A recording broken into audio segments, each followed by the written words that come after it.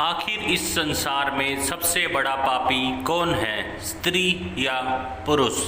दोस्तों, दुनिया में सभी लोग हर रोज़ कोई न कोई पाप करते ही हैं, लेकिन वह स्वयं कभी यह नहीं सोचते कि वो पाप ही है। आखिर इस संसार में सबसे बड़ा पापी कौन है, स्त्री या पुरुष?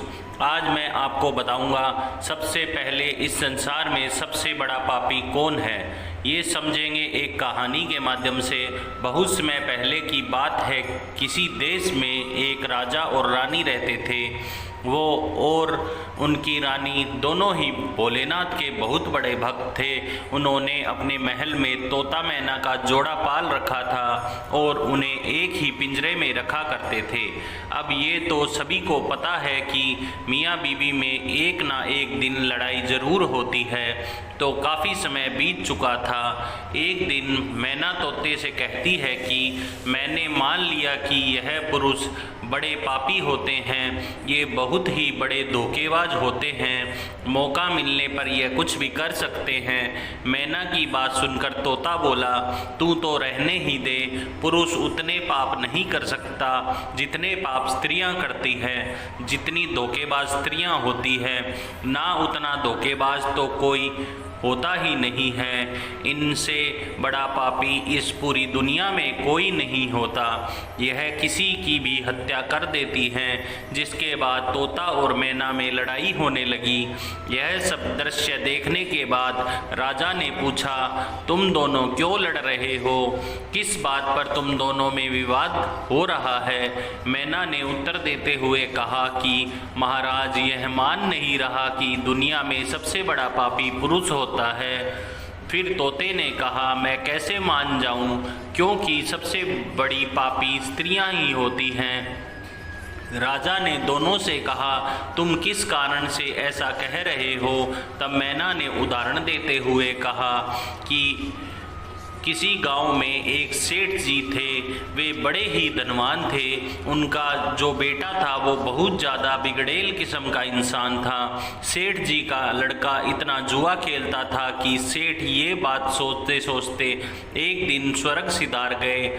जब पिता जिंदा थे तो वह थोड़ा थोड़ा जुआ खेलता था, लेकिन पिता की मृत्यु के बाद वह मुक्त हो गया और आराम से दिन रात केवल जुआ ही खेलने लगा। जिसका परिणाम यह हुआ, जुए में सब कुछ हार गया और फिर वह लौटकर अपने गांव नहीं आया और किसी दूसरे गांव चला गया, जहां वो एक सेठ के घर जा पहुंचा और उसने कहा कि क्या मुझे थोड़ा सा जल मिलेगा?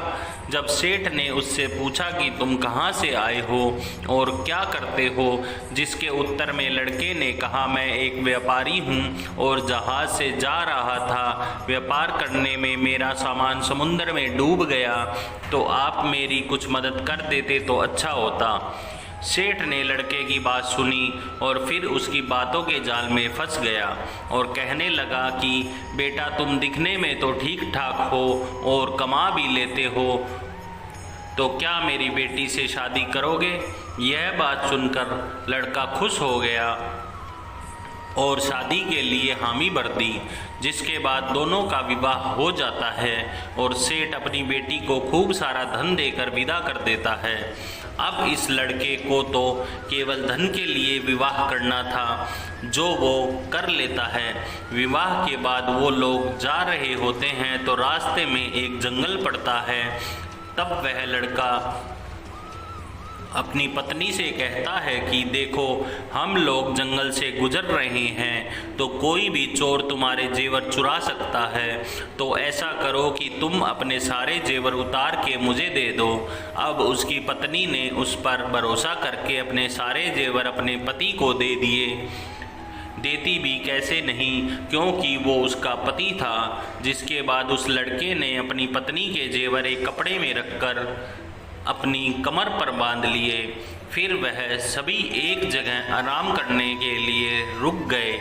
तब लालची लड़के के साथ आई दासी को उसने मार डाला और अपनी पत्नी को कुएं में गिरा दिया, सोचकर कि वह उसमें डूबने से मर जाएगी, तो वहाँ से चला गया।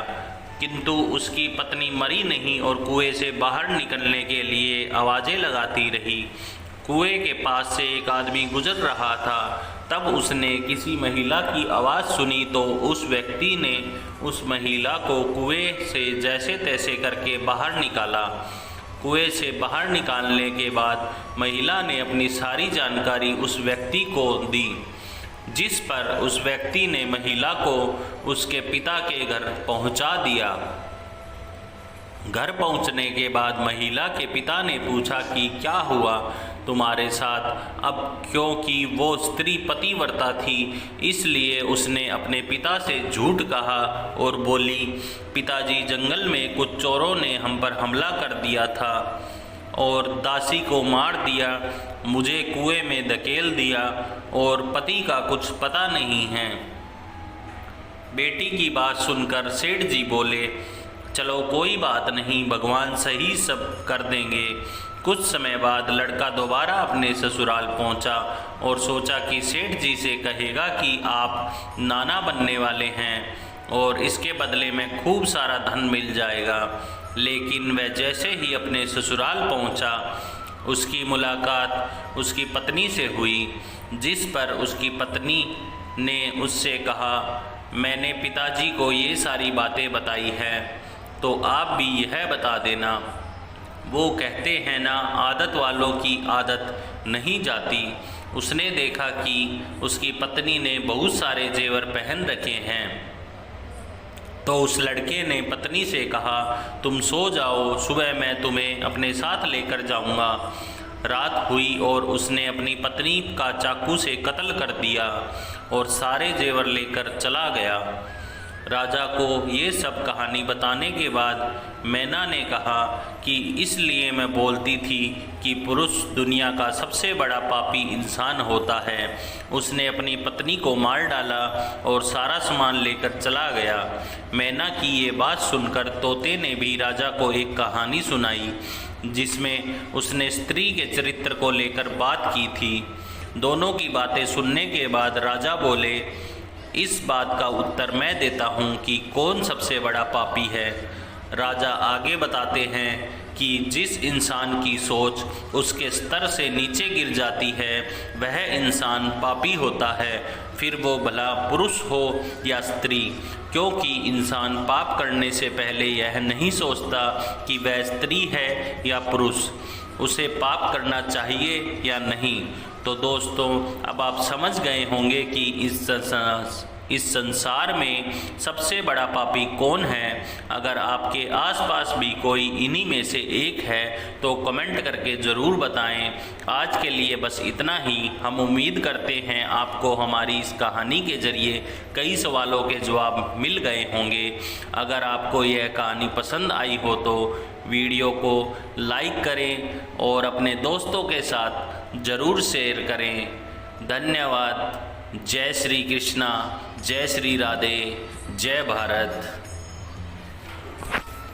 दोस्तों, मेरी ये कथा कहानी किस्से आपको कैसे लगते हैं, कृपया कमेंट करके बताएं और हमारे चैनल को लाइक करें, शेयर करें और सब्सक्राइब करें। इससे हमें मोटिवेशन मिलता है। आपको बहुत बहुत धन्यवाद।